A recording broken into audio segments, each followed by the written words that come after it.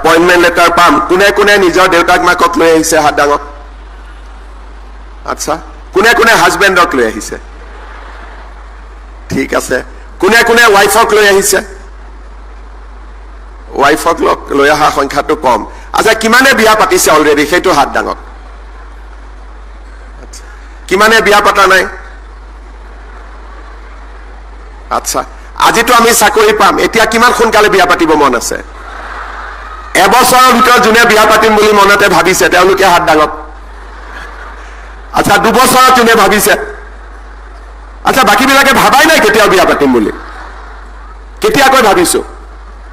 দুবছৰ তিনি বছৰত কোনে কোনে ভাবিছো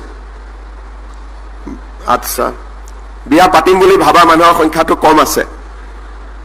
এতিয়া আমাৰ যেহেতু আজি চাকৰি হৈ গ'ল সোনকালে সোনকালে বিয়া পাতিব লাগে হ'বনে নাই এতিয়া নহলে আকৌ চিন্তা কৰি থাকোঁতে সময় পাৰ হৈ গৈ থাকিব আমি অসমত বিধানসভাৰ নিৰ্বাচনৰ সময়ত আমি ৰাইজক প্ৰতিশ্ৰুতি দিছিলো যে আমি 1 লাখ যুৱক যুৱতীক নিযুক্তি দিবলৈ যাম আৰু আমি কৈছিলো যে এই নিযুক্তি আমি এটা নিৰ্ধাৰিত সময়ৰ ভিতৰত শেষ কৰিম আৰু এই 1 লাখ নিযুক্তি কন্ট্ৰেকচুৱেল নিযুক্তি নহয় আমি নিয়মীয়াকৈ 1 লাখ যুৱক যুৱতীক চৰকাৰত আমি নিযুক্তি দিম যেতিয়া যোৱা নিৰ্বাচনৰ সময়ত এই কথাখিনি মই কৈছিলো স্বাভাৱিকভাৱে অলপমান অবিশ্বাসৰ এটা ভাৱ আছিলে আৰু আমাৰ কোনেও ভাবিব পৰা নাছিলে যে আমি 1 লাখ ল'ৰা ছোৱালীক কেনেকৈ নিযুক্তি দিম প্ৰথম কথা 1 লাখ এটা ডাঙৰ সংখ্যা আমাৰ অসমত আজিলৈকে যিমান চৰকাৰ প্ৰতিষ্ঠা হৈছে 5 বছৰত 25 বা 30 হাজাৰতকৈ আমি কেতিয়াও বেছিকৈ নিযুক্তি দিব পৰা নাছিলো যেতিয়া 1 লাখ বুলি সংখ্যাটো আহিলে স্বাভাৱিকতে মানুহৰ মনত এটা প্ৰশ্ন আহিছিলে যে 1 লাখ নিযুক্তি কেনেকৈ হ'ব তাৰ পিছত মোক সুধিছিলে যে এই 1 লাখ কন্ট্ৰেকচুৱেল হ'ব নে ৰেগুলাৰ হ'ব তেতিয়া মই কৈছিলো যে ৰেগুলাৰ 1 লাখ হ'ব আৰু কন্ট্ৰেকচুৱেল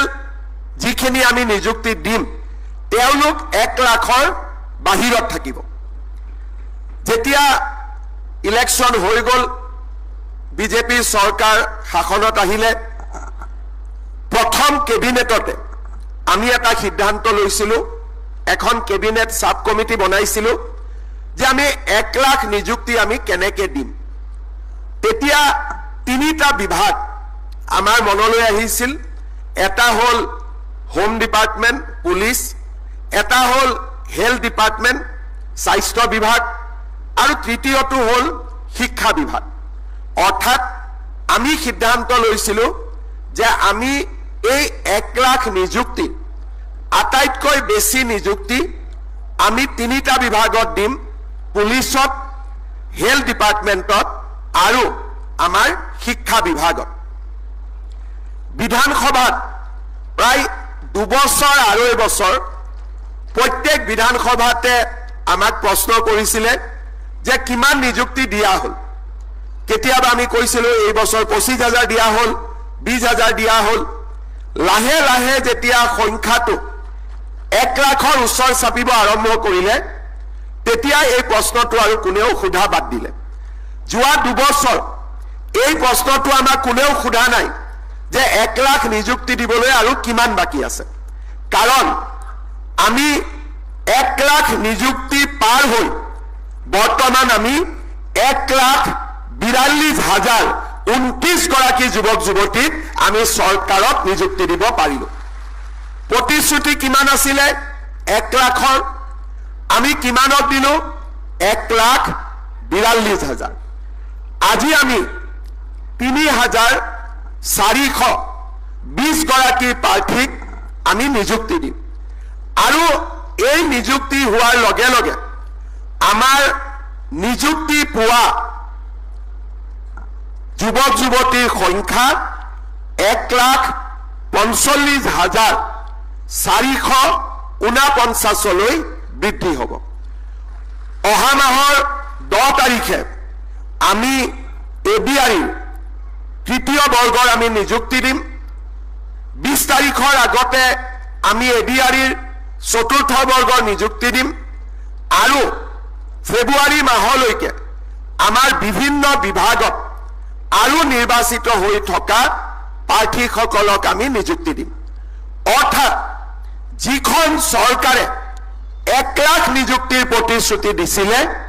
সেই নিযুক্তি এতিয়া গৈ 1.5 লাখতকৈও পাৰ হৈ যাব আৰু লাহে লাহে ই 2 লাখৰ ফালে গতি কৰিব এতিয়া আপোনালোকে চিন্তা কৰক যে আজি আমাৰ ৰাজ্যত যদি এই 1.5 লাখ ল'ৰা ছোৱালীয়ে চৰকাৰী চাকৰি নাপালেহেঁতেন বা পঢ়া শুনা কৰাৰ পিছতো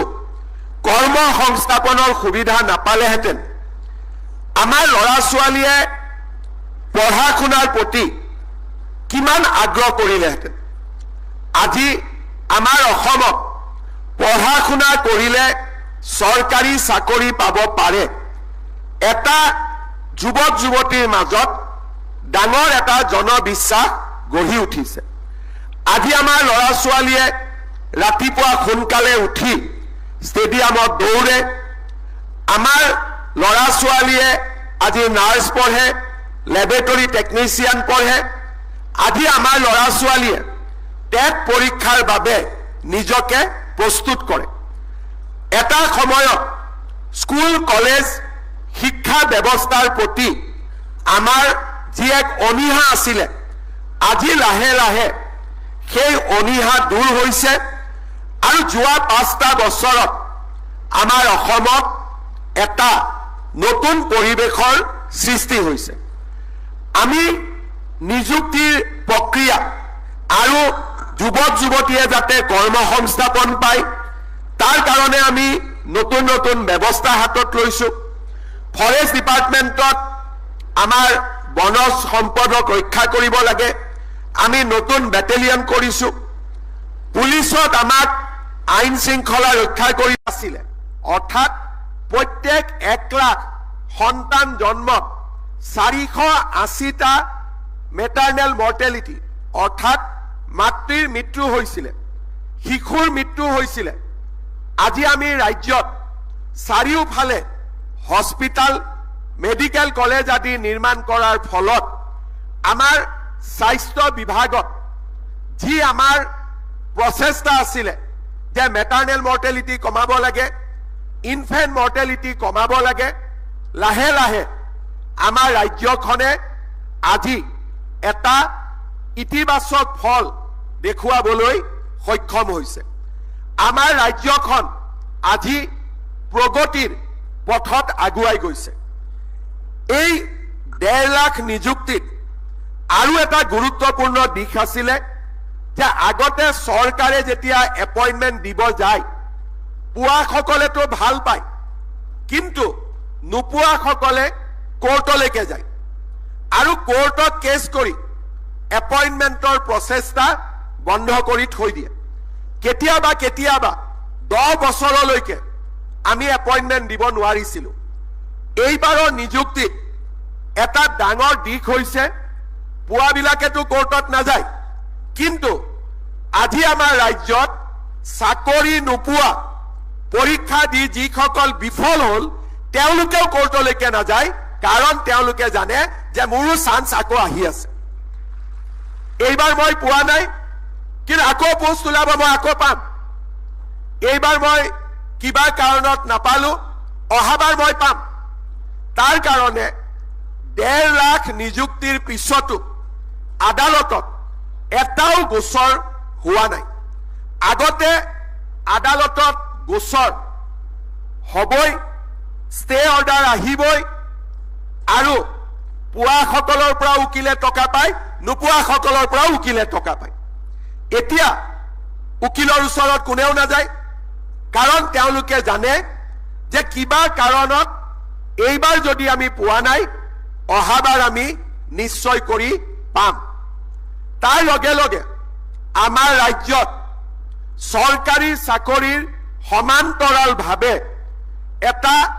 উদ্যোগীকৰণৰো পৰিৱেশ আৰম্ভ হৈছে আজি আমাৰ অসমত যিমান ডাঙৰ ডাঙৰ হস্পিটাল আছিলে মেক্সৰ পৰা আৰম্ভ কৰি এপলৰ পৰা আৰম্ভ কৰি মেদান্তলৈকে হেলথ সিটিলৈকে প্ৰাইভেট হস্পিটালবিলাক আহিছে বহুত ল'ৰা ছোৱালীয়ে তাত নিযুক্তি পাবলৈ সক্ষম হৈছে তাৰ লগে লগে আজি আমাৰ জাগিৰোডত প্ৰায় 30,000 কোটি টকা খৰচ কৰি সেমি কন্ডাক্টৰ ইণ্ডাষ্ট্ৰি আহিছে তাতে আমাৰ 27,000 ল'ৰা ছোৱালীয়ে নিযুক্তি পাব যোৱাকালি প্ৰধানমন্ত্ৰী নৰেন্দ্ৰ মোদী ডাঙৰীয়াই নতুন ইউৰিয়া প্লান্টৰ নামৰূপত আধাৰশিলা স্থাপন কৰিলে প্ৰায় 12,000 কোটি টকাৰে নতুন ইউৰিয়া কাৰখানা নিৰ্মাণ হ'ব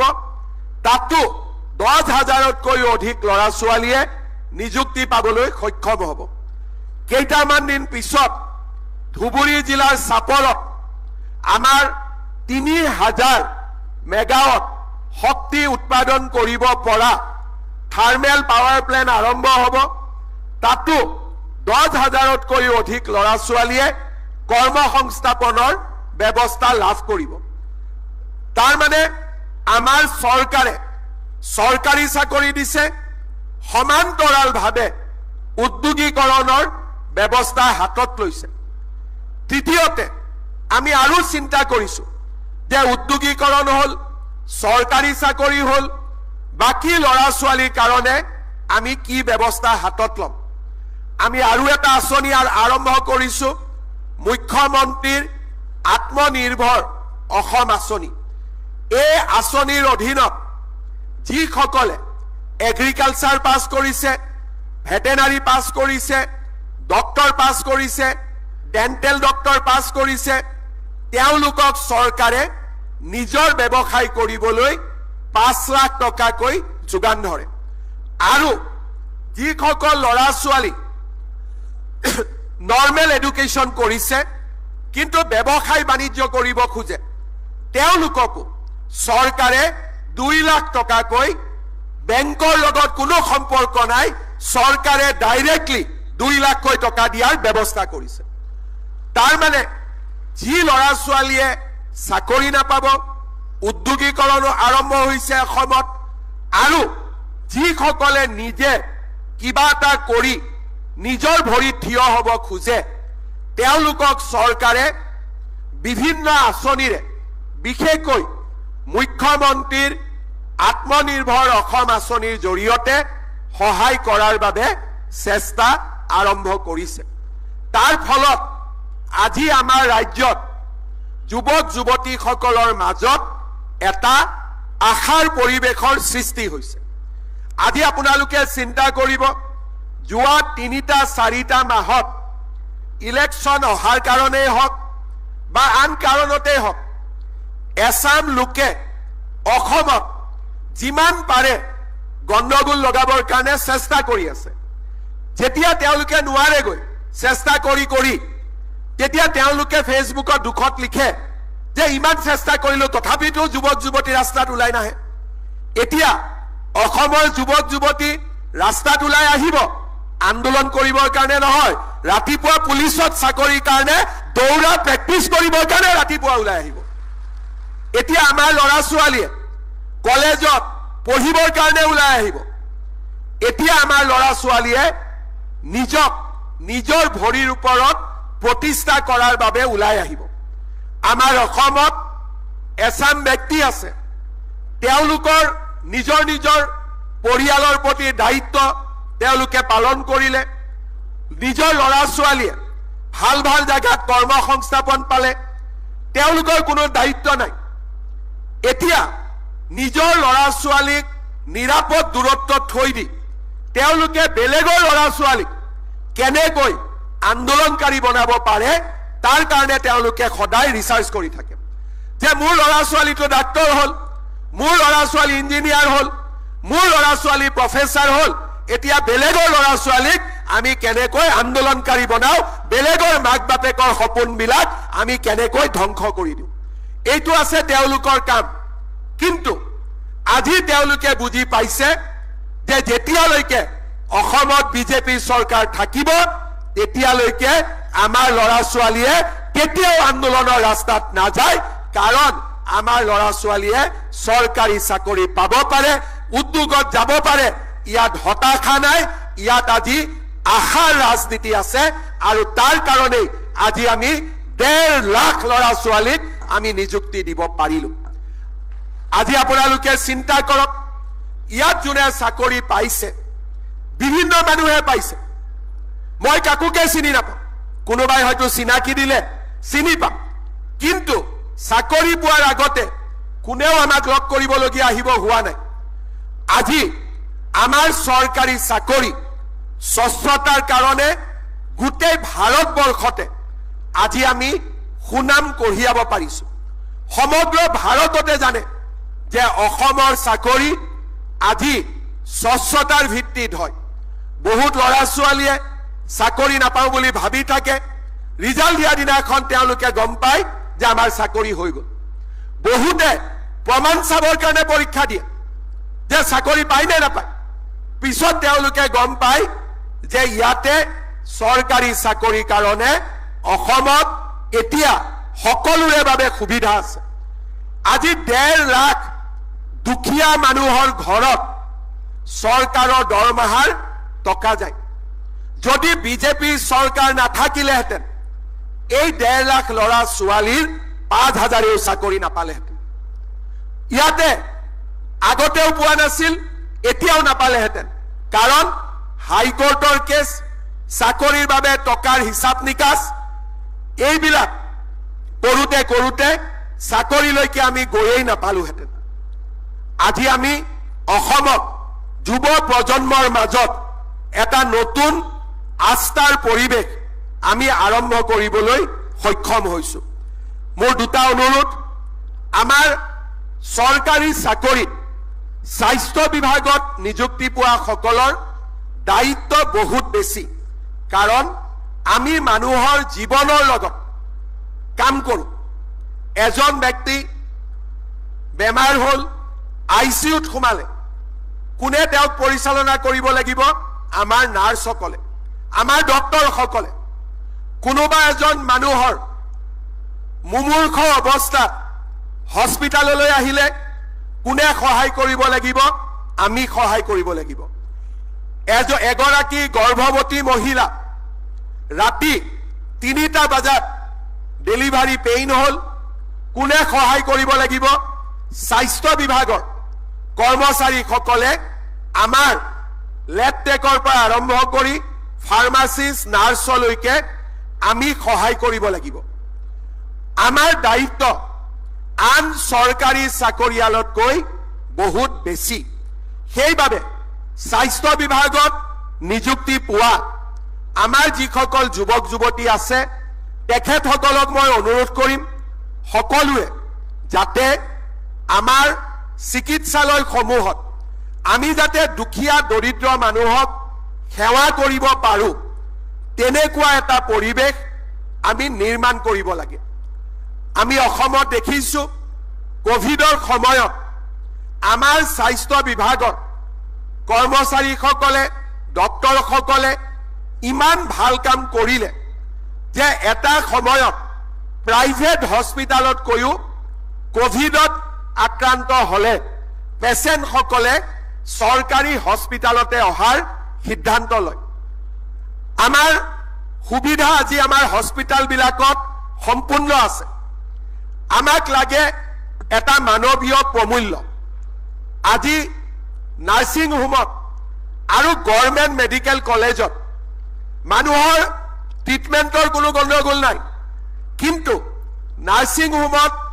যেতিয়া এজন পেচেণ্ট যায় যিহেতু তেওঁ টকা দিব নাৰ্ছিং হোমত তেওঁৰ কাৰণে পেচেণ্টবিলাক লক্ষী সেইকাৰণে পেচেণ্ট গ'লে মৰমত মাত কথা দিয়ে ইমান ভাল কৰি কথা পাতে যে আমি এইটো নাচাওঁ যে ভাল কথা পাতি আছে লগত লাখ টকাৰ বিলু বাঢ়ি আছে তাক আমি নাচাওঁ আমি মাত্ৰ এটাই চাওঁ ইমান ধুনীয়া ব্যৱহাৰ ইমান ভাল কৰি কথা কৈছে সঁচাকৈ বেমাৰত পৰা মানুহৰ কাৰণে ঔষধৰ যিমান প্ৰয়োজনীয়তা মিঠা মাত এটাই তেওঁলোকক বহুত আত্মবিশ্বাস বঢ়াই তোলে ডেলিভাৰী হ'বৰ কাৰণে মহিলা এগৰাকী গৈ আছে সিজাৰিন হ'ব যদি ভয়ত থাকে তেতিয়াহ'লে ব্লাড প্ৰেছাৰ বাঢ়ি যাব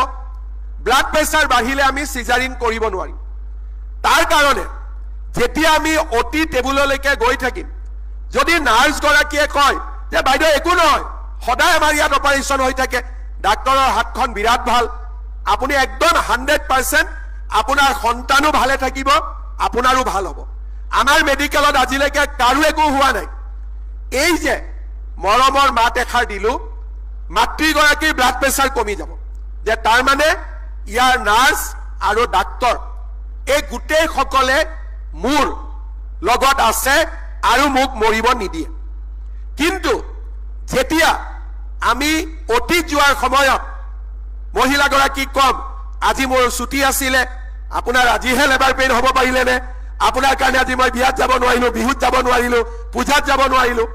মানুহগৰাকীৰ মনত কেনেকুৱা হয় মানুহগৰাকীয়ে ভাবে যে ইহঁতি লৈ গৈ মোক এতিয়া মাৰি পেলাব আৰু বিপি 120ৰ জেগাত 160 হৈ গ'ল আকৌ বিপিটো নমাবৰ কাৰণে আপোনালোকে ঔষধ খুৱাবলগীয়া হ'ল কামো বাঢ়িলে মহিলাগৰাকীয়েও ভয় খালে আৰু আমি যিটো কাম সহজতে কৰিব পাৰিলোহেঁতেন সেই কামটো আমি কষ্টলৈকে ৰূপান্তৰ কৰি দিলো বাচ্চাটোৰ জন্ম হ'ল জন্ম হোৱাৰ পিছত কিবা কাৰণত বাচ্চাটোৰ জণ্ডিছ হ'ল আমি মেচিনত বাচ্চাটোক ৰাখিব লাগিব মাকৰ পৰা বাচ্চাটো আমি লৈ যাম যদি মাকজনীয়ে ভাবে যে এই নাৰ্ছ গৰাকীৰ হাতত মই যিটো বাচ্চাক তুলি দিলো এই বাচ্চাটোক মই যিমান মৰম কৰো নাৰ্ছ গৰাকীয়ে সিমানেই মৰম কৰে তেতিয়া মাকৰ কোনো টেনচন নাথাকে আৰু আমিও ভাল কৰি পেচেণ্টটোক লৈ যাব পাৰো কাৰণ তেতিয়া মাকগৰাকীক চাব নালাগে মাকগৰাকীয়ে আমাৰ ওপৰত বিশ্বাস কৰে পেচেণ্টক আমি লৈ গলো আমাৰ মেডিকেল কলেজত কেতিয়াবা কি হয় মেচিন আছে কিন্তু বহুত কেইটা মেচিনত চাই থাকিবৰ কাৰণে বাচ্চা কেইটাক দিলে মই অলপ কষ্ট কৰি ঘূৰিব লাগিব সেইকাৰণে আমি কি কৰো এটা মেচিনতে দুটা তিনটা চাৰিটালৈকে বাচ্চা তুলি দিওঁ তাৰ ফলত কি হয় বাচ্চাটো পৰিবও পাৰে বা বাচ্চাটোৱে যিটো তাৰ পৰা যিটো ৰে পাব লাগে এটা বাচ্চাই যিটো এটা ৰে পাব লাগে সি 4 ভাগত বিভক্ত হৈ গ'ল গতিকে জণ্ডিছ যদি এদিনত যাব লাগে 4 দিনলৈকে জণ্ডিছ থাকি গ'ল আৰু আমাৰে মাজত কিছুমান মানুহ থাকে এই আপুনি ইয়াত কিয় আহিলে ইয়াত ভাল নহ'ব দে অমুক নাৰ্ছিং হোমত লৈ যাওক তাতেহে ভাল পাব আমাৰ মেডিকেলত ভাল কৰি সুবিধা নাই সব আছে গুৱাহাটীৰ কোনো নাৰ্ছিং হোমত আমাৰ মেডিকেলত কৰি ভাল যন্ত্ৰ পাতি আন কোনো নাৰ্ছিং হোমত নাই আমাৰ মেডিকেলত যিমান যন্ত্ৰ পাতি ডক্টৰ যিমান আছে আন জায়গাত কতো নাই কিন্তু আমাৰ মাজৰে দুই এজনে পেচেণ্টজনক আহি পোৱাৰ লগে লগে বিভিন্ন ধৰণে ভয় খুৱাই দিলে নাৰ্ছিং হোমলৈকে পঠাই দিলো দুদিন পিছত নাৰ্ছিং হোমত যেতিয়া মানুহজনে টকা পইচা দিব নোৱাৰা হয় আকৌ মেডিকেললৈকে ঘূৰি আহে এই যিবিলাক একাংশ কৰ্মচাৰীয়ে কেতিয়াবা কেতিয়াবা আন এথিকেল কাম কৰে তাৰ কাৰণে কি হয় 90% কৰ্মচাৰীয়ে যিটো ভাল কাম কৰে 10%ৰ কাৰণে বাকি 90%য়ো এটা বদনাম লবলগীয়া হয় আমি বিচাৰো আজি ইয়াতে যিমান লৰা ছোৱালীক মই দেখিছো দেখিলে গম পাই মই ওচৰত আহোতে চাই আহিছিলো যে কিমান বাহিৰত গাড়ী আছে তেতিয়া মই দেখিলো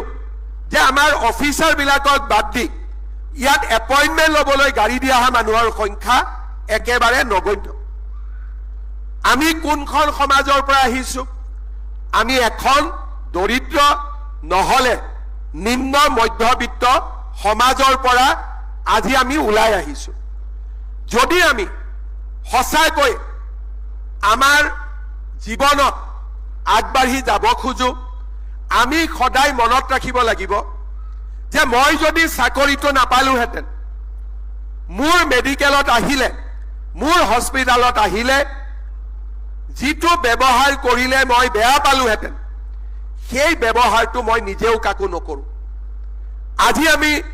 গুৱাহাটী মেডিকেলত আমি যিটো ব্যৱহাৰ কৰি আছো, গাঁৱৰ মেডিকেলত মোৰ মা দেউতাকো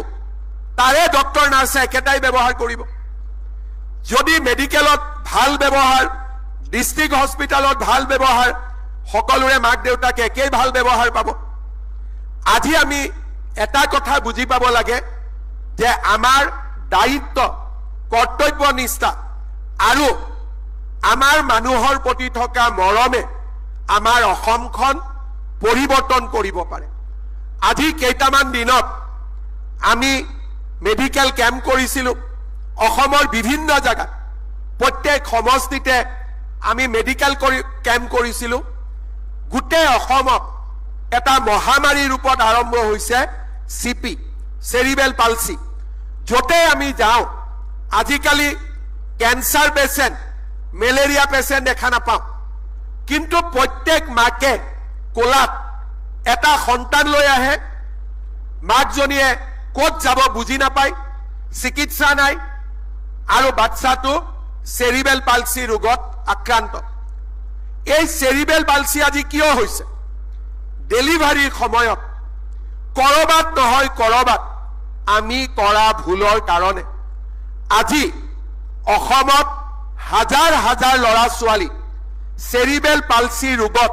আক্ৰান্ত হৈছে। ডেলিভাৰীৰ সময়ত ফৰচেপডাল মূৰটোত লগাই দিলোঁ, বাচ্চাটোক বেয়াকৈ টানি উলিয়াই লৈ আহিলোঁ, বা জন্মাৰ লগে লগে বাচ্চাটোক কৰবাত এনেকে পেলাই দিলোঁ।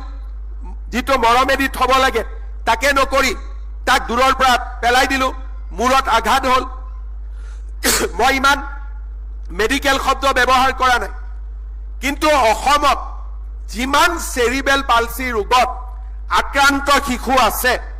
এই গোটেই শিশুবিলাকৰ দায়িত্ব স্বাস্থ্য বিভাগৰ ওপৰত। কাৰণ আমাৰ ভুলৰ কাৰণে আজি অসমত হাজাৰ হাজাৰ ল'ৰা ছোৱালী চেৰিবেল পালচি ৰোগত আক্ৰান্ত হৈছে।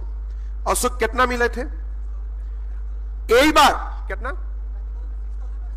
30,000। এইবাৰ 30,000 বাচ্চা আমাৰ মেডিকেল কেম্পবিলাকত আহিছিল। তাৰ ভিতৰত 6,000 বাচ্চা চেৰিবেল পালচি ৰোগত আক্ৰান্ত। আজি আপোনালোকে চিন্তা কৰক, এই ল'ৰা ছোৱালীবিলাক মাক দেউতাকে যদি, মাক আৰু দেউতাকৰ যদি কিবা কাৰণত দুৰ্ঘটনা হয়, মৃত্যু হয়, এই বাচ্চাবিলাকক কোনে চাব? আৰু ইহঁতৰ যেতিয়া বয়স বাঢ়িব, এই ল'ৰা ছোৱালীবিলাকক কোনে চাব? কাৰণ এই ল'ৰা ছোৱালীবিলাকে কথাও ক'ব নোৱাৰে, তেওঁলোকৰ মগজুৰ বিকাশো নহয়, শৰীৰতো জোৰ নাথাকে। আজি 6,000 পেচেণ্ট আমাৰ চকুত ধৰাত পৰিছে, কিন্তু মই জানো যে আজিৰ দিনত আমাৰ অসমত কমেও 50,000ৰ পৰা 1 লাখ ল'ৰা ছোৱালী আছে যি চেৰিবেল পালচি ৰোগত আক্ৰান্ত। মই যেতিয়া মিটিঙলৈকে যাওঁ, কোনোবা নহয় কোনোবা মাকে